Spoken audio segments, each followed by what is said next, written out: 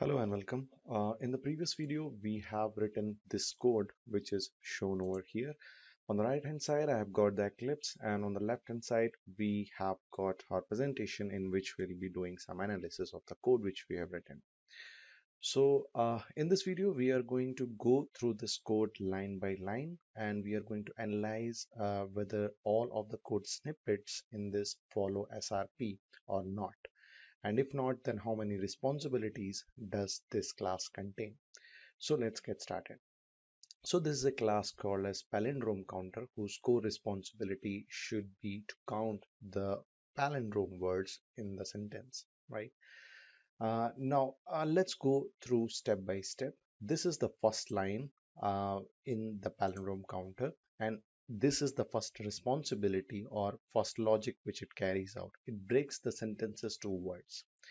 Well, the logic of how a sentence is broken into words is not a business which palindrome counter should perform. Palindrome counter's core responsibility should be just to count the palindrome words. Yes, it will only be able to count the palindrome words once the sentence is properly split to words. There is a dependency, but that dependency doesn't mean that the logic of how a sentence is split to the words should be contained in the palindrome counter. So in short, palindrome counter contains the responsibility of splitting a sentence to words, and this is one of the responsibilities, extra responsibilities, which it carries right now. Corresponding to this responsibility, there is a reason for this code snippet to change. Consider that if the input sentence starts to contain leading and trailing spaces or white spaces or punctuation marks, then this code snippet would change drastically. You can imagine that right now the problem given to us was pretty simple, and in the sentences which were given to us, the words were separated by a single space. But tomorrow the requirement might change a little bit. It might say that the sentence has leading trailing spaces, white spaces, etc., etc. And in that case, you might need to perform a lot of a logic over here in order to handle that sentence and break it into words, right?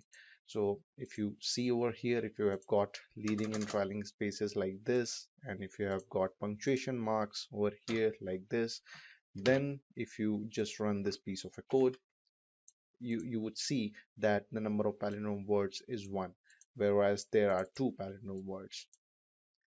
So our code was not able to detect the palindrome words because it was not able to break the sentence into words properly.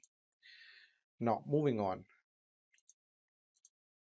This is the number 2 responsibility which this class contains. Well, this is okay because this is the logic of how a palindrome words are counted, and it's actually the co-responsibility of this class.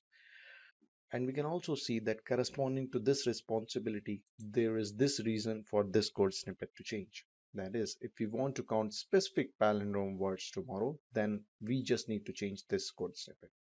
For example, if you come to palindrome counter, if tomorrow there is a requirement to count the palindrome word which starts just from character S, then you would need to come over here and change this piece of a code to say is palindrome, and also you would need to check whether the word starts with, let's say, S, right?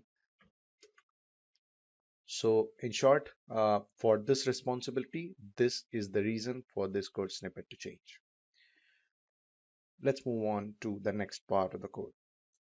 Now we have got this function over here, which is palindrome, and this is one of the other responsibilities which the palindrome counter class contains.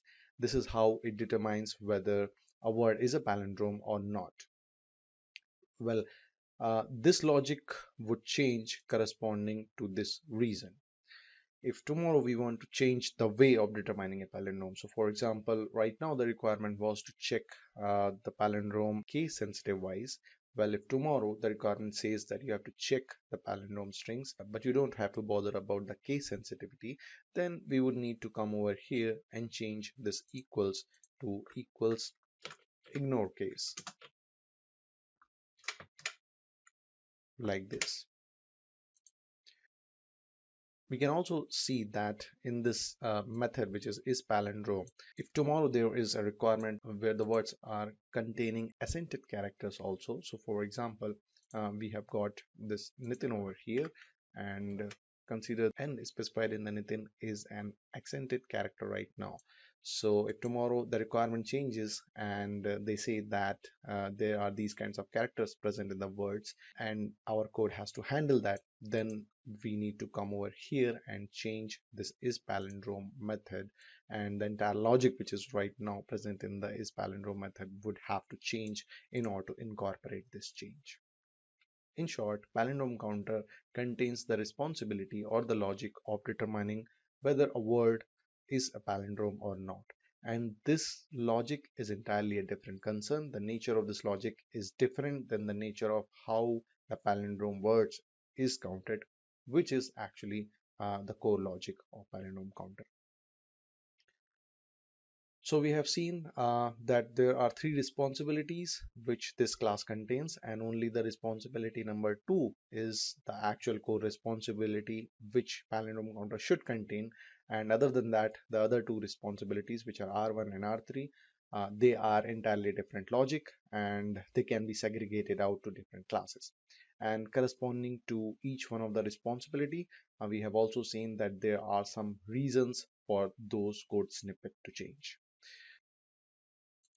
So we can clearly see that the palindrome counter violates SRP, and in order to make this class follow SRP, we need to have separate classes for these all responsibilities, and the palindrome counter should just delegate the call to those classes, and the palindrome counter should only just contain the responsibility number two.